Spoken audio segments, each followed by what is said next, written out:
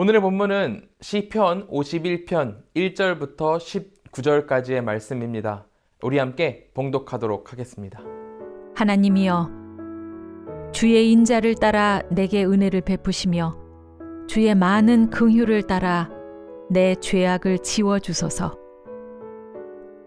나의 죄악을 맑게 씻으시며 나의 죄를 깨끗이 제하소서.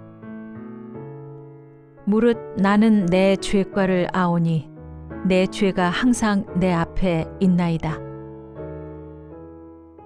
내가 주께만 범죄하여 주의 목전에 악을 행하였사오니 주께서 말씀하실 때 의로우시다 하고 주께서 심판하실 때 순전하시다 하리이다. 내가 죄악 중에서 출생하였으며 어머니가 죄 중에서 나를 잉태하였나이다. 보소서, 주께서는 중심이 진실함을 원하시오니 내게 지혜를 은밀히 가르치시리이다. 우슬초로 나를 정결하게 하소서. 내가 정하리이다. 나의 죄를 씻어주소서. 내가 눈보다 희리이다. 내게 즐겁고 기쁜 소리를 들려주시사 주께서 꺾으신 뼈들도 즐거워하게 하소서. 주의 얼굴을 내 죄에서 돌이키시고 내 모든 죄악을 지워주소서. 하나님이여, 내 속에 정한 마음을 창조하시고 내 안에 정직한 영을 새롭게 하소서. 나를 주 앞에서 쫓아내지 마시며 주의 성령을 내게서 거두지 마소서. 주의 구원의 즐거움을 내게 회복시켜 주시고 자원하는 심령을 주사 나를 붙드소서. 그리하면 내가 범죄자에게 주의 도를 가르치리니 죄인들이 주께 돌아오리이다. 하나님이여, 나의 구원의 하나님이여, 피 흘린 죄에서 나를 건지소서. 내 혀가 주의 의를 높이 노래하리이다. 주여, 내 입술을 열어주소서. 내 입이 주를 찬송하여 전파하리이다. 주께서는 제사를 기뻐하지 아니하시나니 그렇지 아니하면 내가 드렸을 것이라. 주는 번제를 기뻐하지 아니하시나이다. 하나님께서 구하시는 제사는 상한 심령이라. 하나님이여, 상하고 통회하는 마음을 주께서 멸시하지 아니하시리이다. 주의 은택으로 시온의 선을 행하시고 예루살렘 성을 쌓으소서. 그때 주께서 의로운 제사와 번제와 온전한 번제를 기뻐하시리니 그때 그들이 숫소를 주의 제단에 드리리이다. 오늘의 본문은 태생적으로 죄된 인간의 한계를 드러내고 그럼에도 불구하고 회개함으로 하나님께 나아가고자 하는 마음을 노래하고 있습니다. 오늘 시편 51편을 찬찬히 읽어보면 글쓴이의 처절함이 아주 잘 느껴지죠. 5절을 보면 이렇게 이야기를 합니다. 내가 죄악 중에서 출생하였으며 어머니가 죄 중에서 나를 잉태하였나이다. 이게 무슨 말일까요? 내가 태어날 때부터 죄인이었으며 나를 가진 어머니조차도 나를 잉태한, 나를 임신한 그 순간부터 죄성을 지니고 있습니다라고 말을 하고 있는 겁니다. 나는 죄에 대해서 구제불능이고 죄를 씻겨낼 수 없는 악하고 약한 존재입니다라고 고백하고 있는 겁니다. 오늘 시편의 저자가 자신을 이렇게까지 쳐서 낮추며 하나님께 회개를 간구하는 것은 오늘 제목을 보면은 쉽게 이해할 수 있습니다. 제가 한번 제목을 한번 읽어보도록 하겠습니다. 다윗의 시, 인도자를 따라 부르는 노래. 다윗이 밧세바와 동침한 후 선지자 나단이 그에게 왔을 때. 오늘 본문의 제목을 보면은 누가 어떤 상황에서 썼는지를 명확하게 알 수 있습니다. 우리가 잘 알듯이 다윗 왕과 밧세바라는 여인에 관련된 이야기인데요. 나라가 전쟁을 치르는 중요한 일을 하는 와중에 어찌된 일인지 왕인 다윗이 그냥 왕궁에 머물고 있었습니다. 그가 왕궁에서 밖을 내다보다가 우리아의 아내 밧세바가 목욕을 하고 있는 것을 보게 된 거예요. 나라가 전쟁을 하는 이 중요한 시기에 여인의 알몸을 본 다윗은 욕정에 불이 붙습니다. 그리고는 밧세바를 불러다가 관계를 하게 되죠. 이렇게 욕정을 푼 다윗은 입을 싹 닫고 떳떳한 척을 하려고 했습니다. 하지만 밧세바는 이 한 번의 관계로 임신을 하게 되었고, 다윗은 이제 이 문제를 해결하기 위해서 위선 위에 위선을 쌓고 거짓 위에 거짓을 쌓는 죄의 구렁텅이로 빠지고 맙니다. 왕이 유부녀를 불러다가 불륜을 저질렀다는 오명을 쓰지 않기 위해 이리저리 날뛰는 모습을 보여주게 되는 거죠. 우선 다윗은 전쟁에서, 그 전선에서 싸우고 있던, 나라를 위해서 열심히 전쟁을 하던 밧세바의 남편 우리아를 불러드립니다. 그리고는 우리아에게 슬쩍 이야기하죠. 집을 나와서 전쟁터에서 지낸 지 오래되었을 텐데 오늘은 집에서 쉬고 오랜만에 아내도 만나고 하십시오. 다윗 왕이 우리아에게 이렇게 슬쩍 얘기합니다. 이렇게 다윗은 마음에도 없는 선을 베풀게 되는 거죠. 자신의 불륜을 감추기 위해서 거짓 선을 베풀고 있는 겁니다. 하지만 충신이었던 우리아는 내 동료들이 전선에서 열심히 싸우고 있는데 내가 어떻게 편한 곳에서 잠들 수 있겠냐면서 집에 들어가지 않고 부하들과 함께 지내는 모습을 보여줍니다. 우리아가 이렇게 충직하게 나오자 다윗은 애가 타기 시작하는 거예요. 하루라도 빨리 우리아가 집에 가서 밧세바와 동침을 해야 자신의 문제가, 이 불륜의 문제가 감추어질 텐데 우리아가 이렇게 강직하게 나오니까 감출 수가 없게 되는 거죠. 시간이 지남에 따라 밧세바의 배는 계속해서 불러올 거고, 그러면 대체 누구랑 불륜을 저지른 거냐는 말이 나오고, 하나님의 대리자로서 하나님의 백성을 다스리는 이스라엘의 왕이 이런 죄를 저질렀다는 이야기가 나오면 문제가 엄청나게 클 것이기 때문에 다윗은 안절부절해가지고 정신이 없었을 겁니다. 결국 이렇게 코너까지 물린 다윗은 최악의 악수를 두게 되죠. 우리아를 전쟁이 치열하게 벌어지는 최전방으로 보내는 거였습니다. 하루에도 12번씩 생사가 갈리는 그 전장에, 그 최전방에 보내어서 우리아를 가능한 한 위험에 빠뜨리는 거였죠. 이 다윗의 나쁜 생각대로 우리아를 최전방에 보내자 우리아는 용맹히 나아가 싸우다가 죽임을 당합니다. 이렇게 자신의 계략을 마무리한 다윗은, 이 나쁜 계략을 마무리한 다윗은 이제 밧세바를 불러다가 아내로 삼고 자신은 죄 짓지 않은 척 하게 되는 거죠. 이게 얼마나 악한 모습입니까? 죄를 짓지 않은 척 하려는 거예요. 우리는 이런 다윗의 모습에서 내 자신을 보게 됩니다. 죄 짓지 않은 척, 깨끗한 척, 고고한 척 하며 살아가는 인간의 악한 모습을 발견하죠.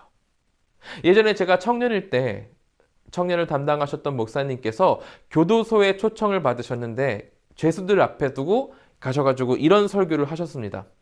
여러분들은 지금 이렇게 감옥에 있지만 그것은 여러분들의 죄를 걸려서 여기 온 거고, 나는 나의 죄를 걸리지 않아서 감옥에 오지 않은 것입니다. 저나 여러분이나 하나님 앞에서 큰 죄인인 것은 항변할 수 없는 진실입니다. 목사님께서 이런 설교를 교도소에서 하셨어요. 물론 인간의 형법에 따라서 죄의 경중은 차이가 있습니다. 그렇기 때문에 이 목사님의 말이 완벽하게 맞지는 않을 수 있어요. 하지만 목사님이 말씀하신 그 중심적인 의미는 제게 크게 다가왔습니다. 우리는 모두 항변할 수 없는 죄인이라는 그 사실입니다. 그런데 문제는 우리 인간은 자신의 죄를, 내가 죄를 저질러 놓고도 아닌 척, 깨끗한 척 하다가 그 척의 수준을 넘어가지고 나는 깨끗해, 나는 떳떳해 하면서 자기는 기만하는, 자기의 생각 자체를 기만하는 정도에까지 이른다는 것입니다. 이런 기만을 통해 우리가 인간을 속일 수는 있을 겁니다. 우리가 우리 스스로는 속일 수 있고 인간들, 옆에 있는 사람들을 속일 수는 있어요. 주변인들에게 좋은 사람으로 남는 거, 조금 내가 피곤하게 살면은 가능은 합니다. 잘 행동하면 할 수는 있을 거예요. 하지만 중심을 꿰뚫어 보시는, 나의 인간의 중심을 꿰뚫어 보시는 우리 하나님께서는 인간의 얕은 수가 통하지 않으십니다. 하나님께서는 죄를 잘 숨겼다고 안심하고 있는 다윗에게 나단 선지자를 보내셔서 말씀을 하십니다. 나단이 다윗에게로 가서 이야기를 하는 거예요. 소와 양이 심이 많은 한 부자가 있고 그리고 그 옆에 정말 어린 암양 하나를 딸처럼 애지중지 키우는 가난한 농부가 있었다는 거예요. 그런데 이 부자 사람이 소와 양이 심이 많은 사람이 이 어린 암양 하나를 탐해가지고 뺏었다는 거죠. 뺏었는데 그의 죄가 보이냐고 지금 나단 선지자가 다윗에게 물은 거예요. 이 이야기를 들은 다윗 왕은 정말로 극대노를 하면서 여호와의 살아계심을 두고 맹세하노니 그 부자는 마땅히 죽을지라라고 말을 합니다. 그때에 나단 선지자가 다윗을 지적하며 이렇게 얘기하죠. 그 부자가 바로 당신입니다. 여러분, 우리가 얕은 수로 인간은 속일 수 있습니다. 하지만 하나님은 우리의 모든 것을 보고 계시고 모든 것을 꿰뚫어 보고 계시기 때문에 하나님을 속이는 것은 불가능한 일입니다. 그러므로 우리 인간은 이것을 기억해야 하는 거죠. 우리의 삶이 코람데오, 언제나 하나님 앞에서 사는 것처럼 하나님을 의식하며 살아가야 한다는 것입니다. 하나님께서 우리를 바라보고 계신다는 것을, 하나님께서 언제나 우리를 지켜보고 계신다는 것을 의식하면서 죄를 짓지 않기 위해서 하루하루를 노력하며 살아가고, 또한 죄를 짓더라도 오직 우리의 죄를 도말하실 수 있는 한 분인 하나님께 바로 회개해서 용서를 구하는 우리가 되어야 한다는 것입니다.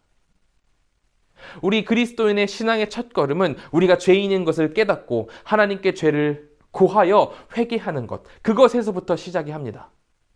철저하게 내가 죄에 대해서 무능하다는 것을 깨닫고 하나님께 맡기는 것이 우리 그리스도인의 신앙의 첫걸음이라는 거죠. 그러므로 오늘 아침 우리 하나님께 정결한 마음을 주시옵소서라고 함께 기도할 수 있었으면 좋겠습니다. 이 정결한 마음 가운데에 하나님을 닮아가는 우리의 모습을 보게 될 줄로 믿습니다. 악하고 부족한 우리이지만 오직 하나님을 신뢰하며 하나님께 모든 것을 맡기며 나아가는 우리 한가람 모든 식구들이 되기를 소망합니다. 이 시간 우리가 함께 기도할 수 있었으면 좋겠습니다. 우리 이 시간 같이 기도하실 때에는 첫째로 하나님, 우리의 죄를 고백하고 회개하오니 하나님 우리를 용서하여 주시고 정결하게 하시옵소서라고 함께 기도할 수 있었으면 좋겠습니다. 두 번째로 기도할 때에는 세상과 나라를 위해서 기도했으면 좋겠습니다. 코로나 상황에서 회복시켜 주시고 나라의 많은 문제들을 하나님께서 고쳐주시옵소서라고 주님께 기도하도록 하겠습니다. 세 번째로 함께 기도하실 때에는 태국의 주광진 하은선 선교사님을 위해서 기도하겠습니다. 주님의 귀한 백성들이 점점 더 많아져서 기쁨으로 주님께 찬양과 경배를 드릴 수 있도록 기도해 주시고 한국어 교육을 통해서 복음이 전달되는 상황이 허락되도록 기도해 주시고 가족들이 건강하며 안전한 가운데 일들을 잘 행할 수 있도록 하나님 인도하여 주시옵소서라고 함께 기도하도록 하겠습니다. 함께 기도하시겠습니다.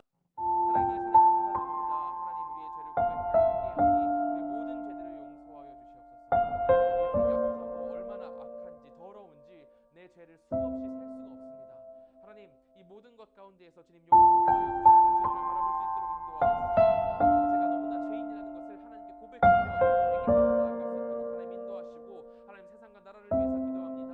코로나 상황이 계속해서 벌어지고 있는데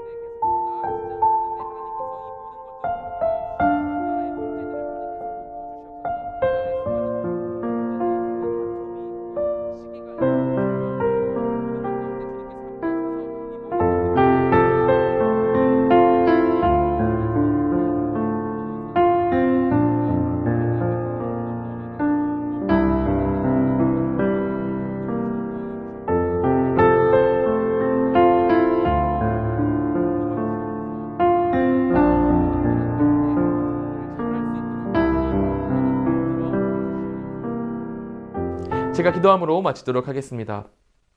은혜가 충만하신 하나님, 우리가 이 시간 주님께 기도드립니다. 우리가 간절히 기도드리는 것은 하나님, 저는 죄인입니다. 씻을 수 없는 죄인이고 구제불능의 죄인입니다.